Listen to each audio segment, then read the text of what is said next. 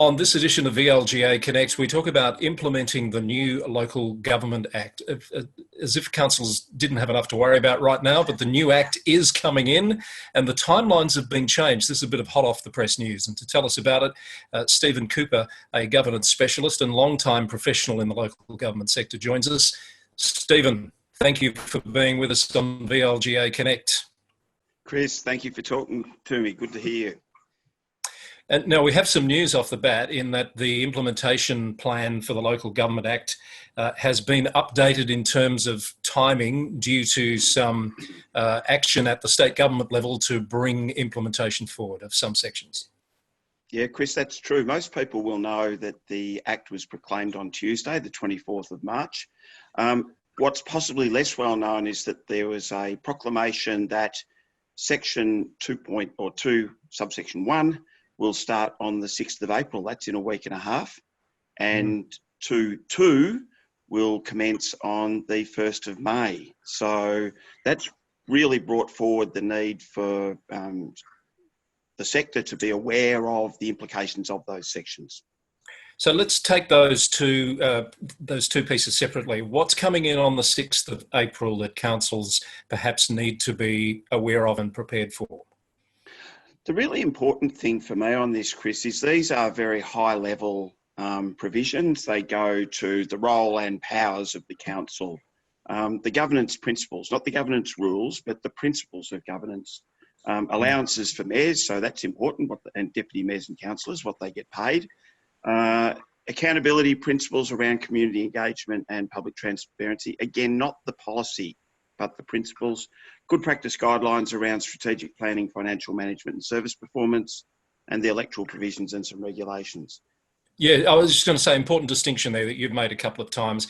Principles at this stage, not policies, because policies imply a fair bit of work to be done. So the principles that guide the operation of councils, the behaviour and roles of councillors, etc., coming in very quickly. The policy work is a little further down the track. Exactly. So it's not the detailed policy work, but it is also important that decisions where these are affected are framed in the context of the 2020 Act, the new Act, and not the old way. Because, we all have to, every decision's made under a head of power, and to not take account of the 2020 principles leaves councils exposed to challenge or at worst, or otherwise reputational risk of not getting it right. Yes. So the second tranche, the 6th of May effective sections, what do they entail?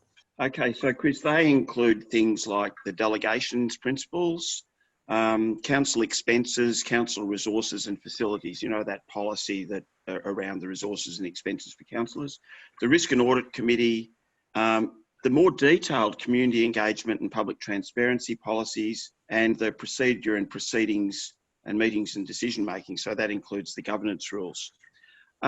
Chris, there's a nicety with some of those, of course, though, that there are savings clauses in the Act. So what that will mean is, although those provisions say for the governance rules commence from 1 May, the Act will allow that that the 1989 provisions can continue to apply up until the 1st of September.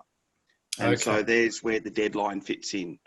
So councils will have time to act, but again, there's a case of being aware that you can act sooner than the 1st of September. Right, and I think I said 6th of May, it's actually 1st of May in yeah, that's cases. Right.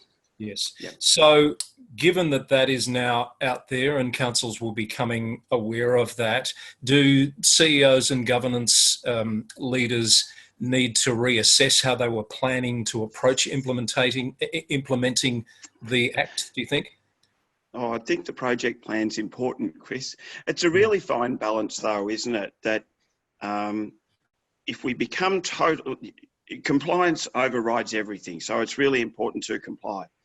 But if we only go with compliance and not with purpose, good governance principles, public interest, we run the risk of acting only for compliance sake, not the best outcome. So it's really important, I think, that in going through the project plan, councils take a deep breath and really work out, challenge the way we do things now and look to the nuances, because Melbourne's different to Melton, is different to Moira and Moyne and Mildura.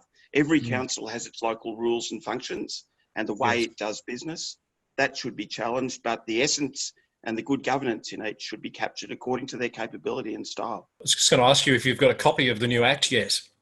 That's a question that I reckon I know the answer to. Chris, as luck would have it. Never lets me down. Yeah, and I think one of the really good things about, one of the really important things, I suppose, about the fact that the implementation is staged is that it enables councils to really pick the important parts out of the Act and be targeted as to the action that's taken, because that is a pretty overwhelming document if it's taken all at once.